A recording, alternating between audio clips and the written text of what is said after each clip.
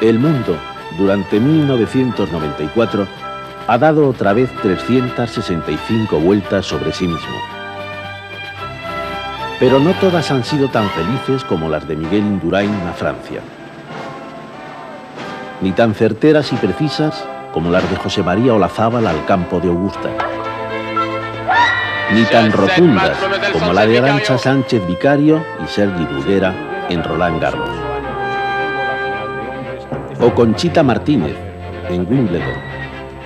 Desde luego, 1994 no ha tenido la grandeza y la gloria de Brasil en los campeonatos del mundo de fútbol.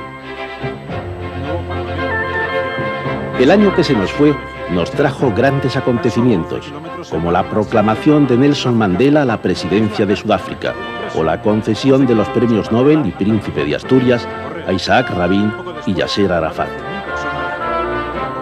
Pero también se vistió de luto muchas veces, cuando murió Jackie Onassis, antes Jackie Kennedy, y siempre, sencillamente, Jackie. Cuando murió Fernando Rey. O cuando murió Alberto Closas. Y se vistió de luto, y además de recuerdos históricos, con la muerte del cardenal Vicente Enrique Tarancón. Ha sido un año de horror en el mar, en el Báltico especialmente. De horror al volante, como lo fue para Ayrton Senna. De inundaciones. De terremotos. Y ha sido más que nada un año de grandes escándalos. Luis Roldán, Mariano Rubio, Mario Conde, Javier de la Rosa, y sobre todo por el número de afectados, la PSV. Pero el mundo sigue dando vueltas. De ellas nos ocupamos en sus miserias a veces y en sus grandezas en este vídeo. 1994 llegó a la meta, con muchas penas y más bien pocas glorias, pero llegó.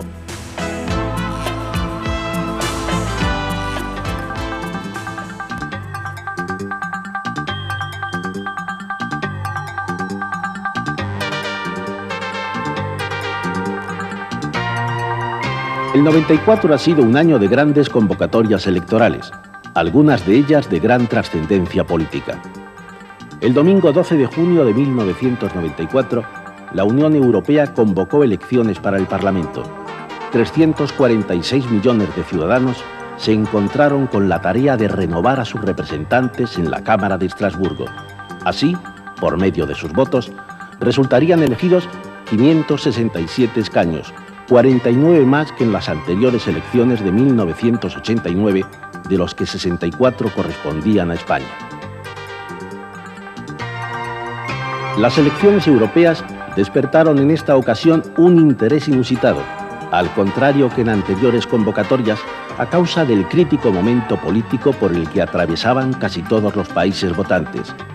Lo que en principio no tenía nada que ver con unas elecciones nacionales, se convirtió en un examen a las políticas de los gobiernos en el poder.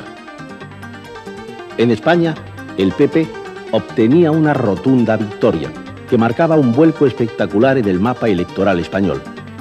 De los 64 escaños en litigio, 28 fueron a parar al PP, 22 al PSOE y 9 a Izquierda Unida. También los partidos nacionalistas, Convergencia y Unió y Coalición Nacional, consiguieron aumentar en 1 el número de sus representantes. El CDS, Herri Batasuna, Ruiz Mateos y Poder Andaluz no obtuvieron el número suficiente de votos para mantener su presencia en Europa. En general, en toda Europa, sufrían un vuelco espectacular los partidos tradicionales, y los socialistas tan solo conseguían ganar por la mínima en Portugal y en Grecia. Por otro lado, Berlusconi en Italia lograba un apoyo importante, al igual que Helmut Kohl en Alemania, lo que les convertía en los verdaderos triunfadores.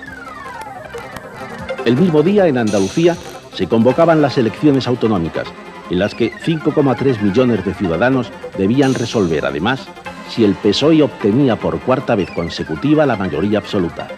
Era importante saber hasta qué punto se había alterado la intención de voto del electorado español a causa de los últimos escándalos que habían saltado a las páginas de los periódicos y las crisis económicas de distintas empresas internacionales situadas en territorio andaluz. Los votos hablaron. El PSOE perdía la mayoría absoluta, el PP se quedaba a solo 4 escaños e Izquierda Unida conseguía llegar a los 20 diputados con un 19,18% de los votos. Todo un récord en la historia de esta coalición que la convertía en la tercera fuerza política y cuyo apoyo sería imprescindible para cualquier decisión política posterior. Aunque como presidente del gobierno andaluz siguió Manuel Chávez, para estar al frente del Parlamento de Andalucía se escogió a un representante de Izquierda Unida, Diego Valderas, gracias al apoyo impensable hacía unos meses del Partido Popular. Las elecciones vascas, celebradas el 23 de octubre, vinieron precedidas de una campaña durísima.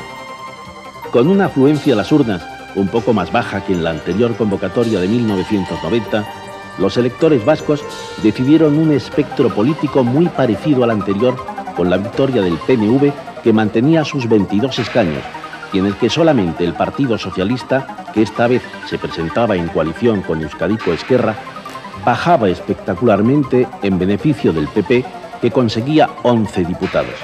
Por otro lado, Izquierda Unida, que anteriormente no tenía representación en el Parlamento vasco, alcanzaba los 6. También era importante la subida de Unión Alavesa, una pequeña formación no nacionalista que consiguió 5, y el ligero descenso de Herri Batasuna, que sin embargo siguió siendo la fuerza más votada en Guipúzcoa. Los inesperados 12 escaños del Partido Socialista cambiaron el sistema de alianza bipartita de gobierno que se habían llevado a cabo en anteriores convocatorias, y el Lehendakari Ardanza tuvo que consultar con distintas formaciones para obtener una mayoría cómoda y poder formar un gobierno estable.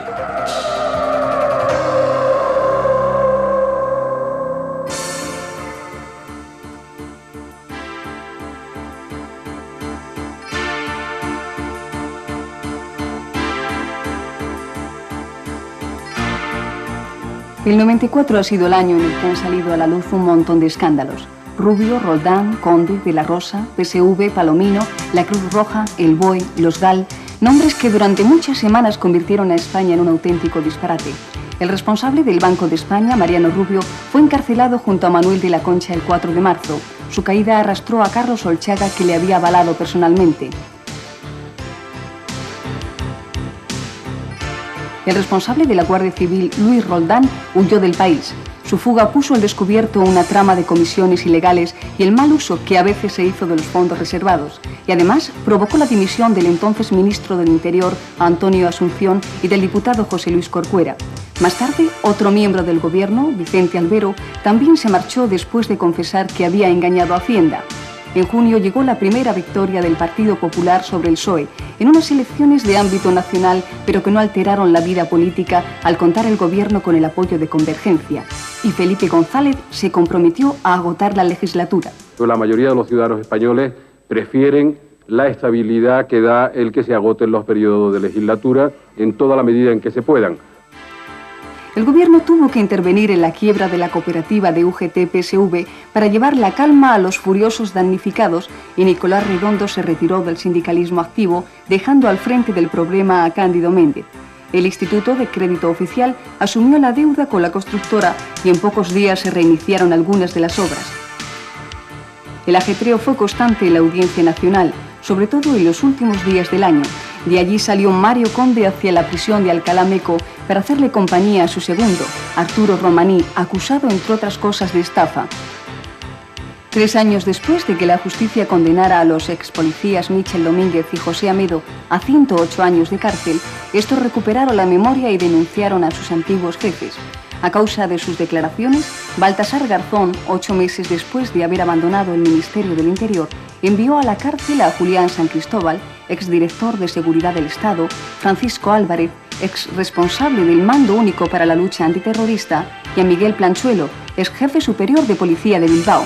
Ingresaron en prisión presuntamente implicados en los GAL, una organización responsable del asesinato de 24 personas en el curso de la denominada Guerra Sucia contra ETA. También otro de los protagonistas de una carrera meteórica sin mirar los medios, Javier de la Rosa, fue detenido el 18 de octubre y al día siguiente fue ingresado en la cárcel Modelo de Barcelona, acusado de estafa, falsedad y apropiación indebida y de desviar fondos de un aval concedido por el gobierno catalán. Juan Ormachea, presidente de la Comunidad Cántabra, consiguió un raro récord al ser condenado 3 veces en el breve plazo de 40 días, lo que le obligó a presentar su dimisión. Pero no todo ha sido negativo en el año político español. Nuestros reyes, don Juan Carlos y doña Sofía, realizaron una visita oficial a Cataluña en unos momentos difíciles de pacto gubernamental y se acercaron a las zonas extremas de Madrid, allí donde parece que empieza el sur de Serrat, ofreciendo una mano a los más desesperados. De gran importancia internacional fue la visita oficial de sus majestades a los países árabes, Túnez, Jordania y Arabia Saudí, todos ellos en momentos muy importantes de su historia. La cumbre hispanoamericana sirvió otra vez para estrechar los lazos con los países hermanos y la visita de los emperadores del Japón, mitad oficial y mitad particular, fue como un respaldo a España de la comunidad internacional. Las fuerzas de seguridad asestaron un duro golpe a ETA con la desarticulación de los comandos Vizcaya y Nazarroa y las detenciones de Felipe San Epifanio y Mobutu, pero la banda asesina siguió matando. Entre sus víctimas se encontraron el coronel García Campos en Barcelona.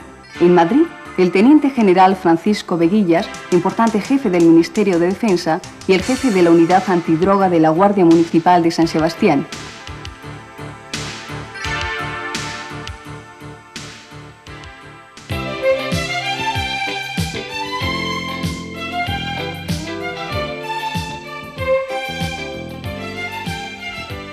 Con la presencia de Bill Clinton, presidente de Estados Unidos de América, que resaltaba la importancia histórica del acto, el 26 de octubre se firmó un tratado de paz entre Israel y Jordania después de 46 años de guerra entre ambos países. Las hostilidades de ambos países databan desde el mismo momento de la creación del Estado israelí y llegaron a su punto culminante durante la Guerra de los 6 días, en la que el Estado nuevo se anexionó Jerusalén, ciudad que estaba bajo la tutela del Estado jordano. Curiosamente, Isaac Rabin, uno de los firmantes del pacto, junto al rey Hussein, es uno de los 3 generales que derrotaron a las fuerzas árabes en aquella guerra relámpago. El tratado, firmado en el comprometido marco de la frontera del desierto de Araba, cerca de las orillas del Mar Rojo, prevé la devolución a Jordania de unos 300 kilómetros cuadrados de territorio ocupado por Israel desde 1949 y la cesión por el Estado judío de importantes recursos de agua a su vecino. Por otro lado, desde el 13 de mayo, la bandera de Palestina ya ondea en Jericó. El ejército israelí se retiró de la capital de Cisjordania después de casi 27 años de ocupación. De un plumazo, Israel puso fin a la ocupación militar y las banderas de Palestina ondearon en los mismos mástiles que hasta ese momento habían lucido la estrella de David. Exactamente 8 meses después del apretón de manos entre Yasser Arafat y el primer ministro israelí Isaac Rabin, flamantes premios Nobel de la Paz, en Washington, en la futura sede de la Organización de Palestina no quedó un solo soldado israelí.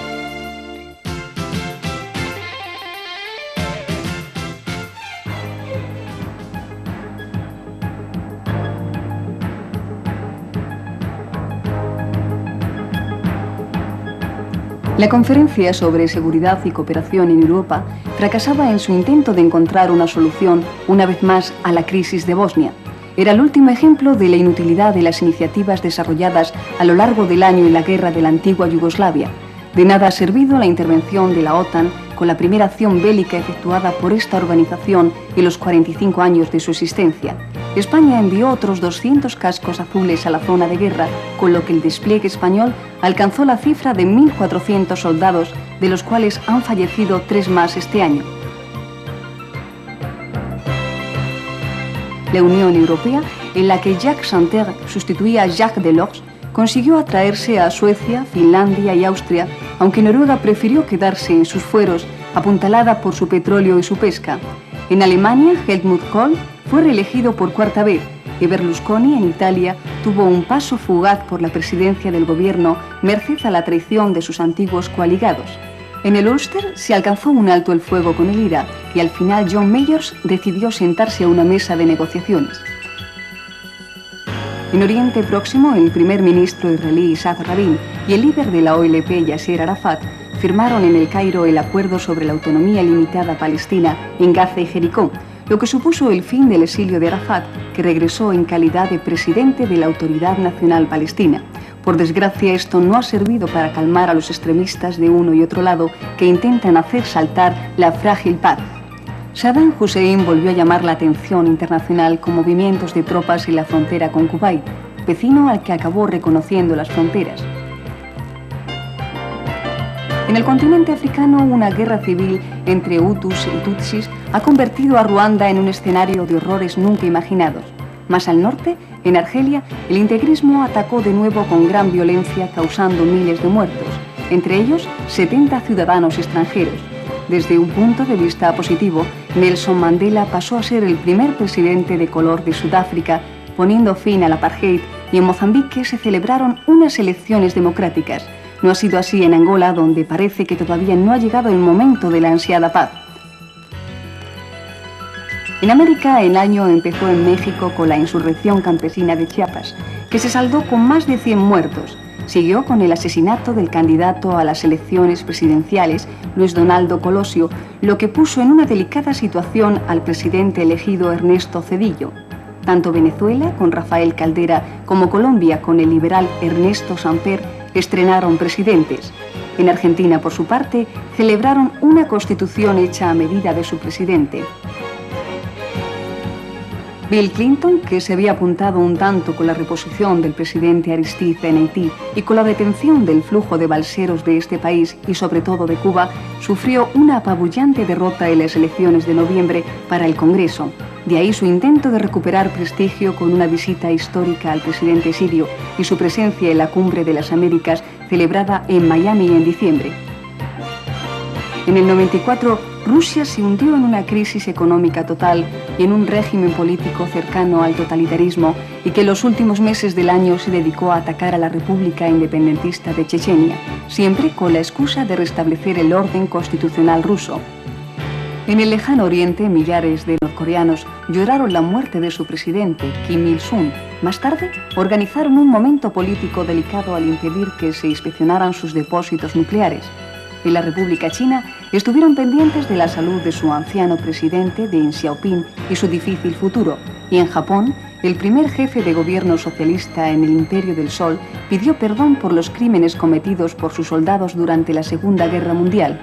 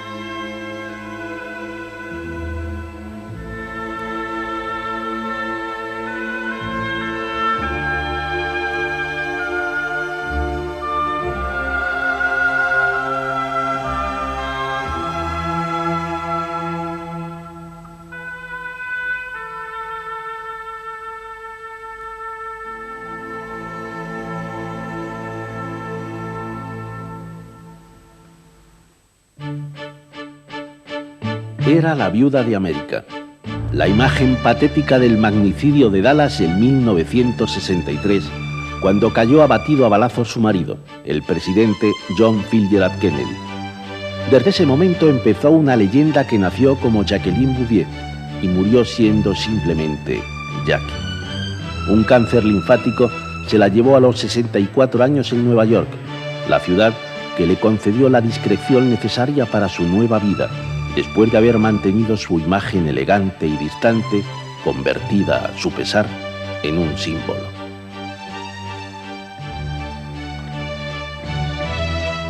El día 28 de noviembre fallecía en Valencia Monseñor Enrique Itarancón, víctima de un cáncer a los 87 años de edad. Hombre de Dios, de iglesia y de diálogo, representó un papel muy importante en el momento histórico de la transición de la dictadura a la monarquía parlamentaria.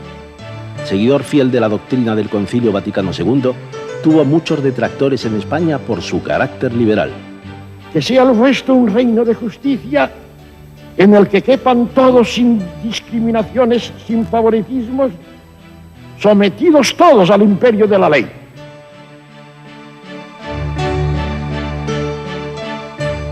Fue el actor más conocido y respetado fuera de nuestras fronteras. Fernando Rey supo hacer de villano o de monarca, de anciano y de galán, con el mismo porte elegante que le acompañó durante toda su vida. Todos admiraban su porte, su planta, su voz, su buen hacer, su constancia. Todos soñaban con ser como él, el más internacional de nuestros actores.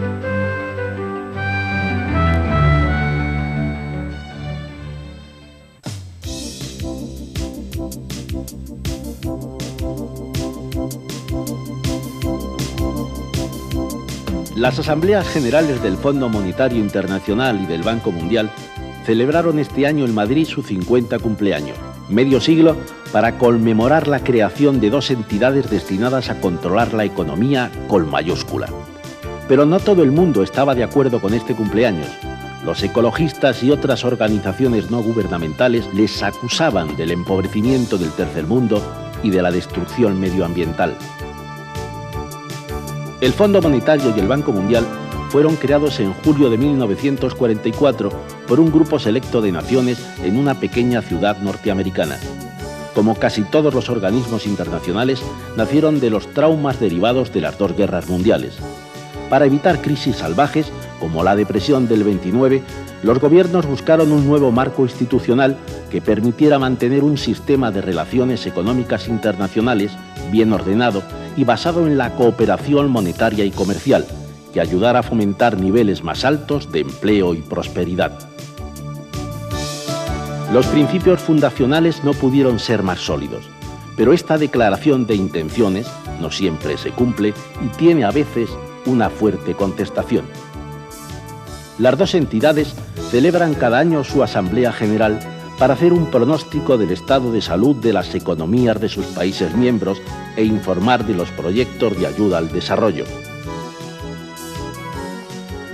Este año las duras medidas aconsejadas por el Fondo han levantado fuertes críticas que han obligado a que su presidente, Michel Candiachi, se esforzara en suavizar el mensaje.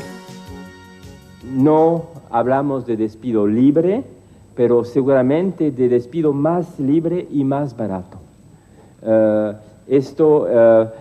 ¿Por qué? Para que se pueda contratar más. Pero las reuniones del Fondo Monetario Internacional y del Banco Mundial han tenido otros protagonistas.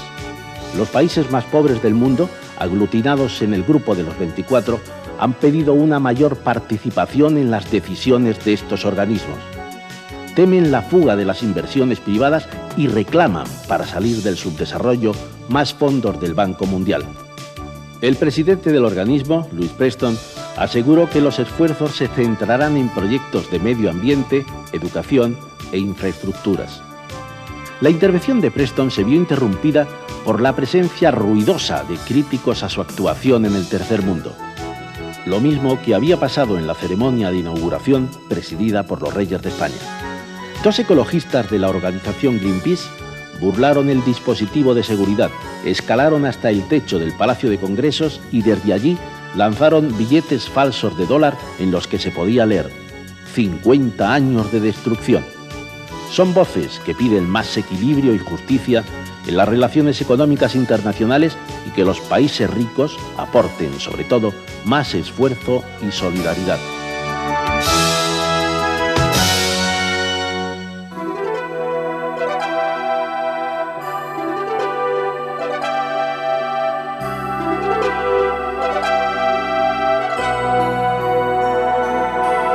La población mundial crece peligrosamente. Por primera vez en la historia, todos los gobiernos del mundo han reconocido que existe este problema. Para intentar controlar la natalidad, 182 países se reunieron en la cuarta Conferencia Internacional sobre Población y Desarrollo del Cairo. Los ricos y los pobres se vieron separados por el aborto y solo se pusieron de acuerdo en la necesidad de dar autonomía e igualdad a la mujer para solucionar este problema. La incorporación de los antiguos países del telón de acero a la economía de mercado ha seguido su difícil curso, pero ya algunos, como Polonia, Hungría y la República Checa, han conseguido que sus expectativas sean positivas. En España, el año 1994 se inició con una huelga general y acabó con un crecimiento que no alcanzó el 2% y con 3 millones de parados. Cuando parecía que el paro iba remitiendo y empezaba una leve recuperación económica, el escándalo de los GAL afectó gravemente a los mercados financieros y a la propia estabilidad de la peseta, llegándose a mínimos históricos. Pese a los problemas de la economía nacional, se realizaron acampadas durante 65 días frente al Ministerio de Economía en Madrid y en otros lugares de la península para conseguir que el 0,7 del Producto Interior Bruto se dedicara a los países del tercer mundo. El gobierno se vio forzado a intervenir en varios conflictos protagonizados por multinacionales. Gillette, Volkswagen en el caso de SEAT y Suzuki en el de Santana decidieron reducir sus inversiones en España.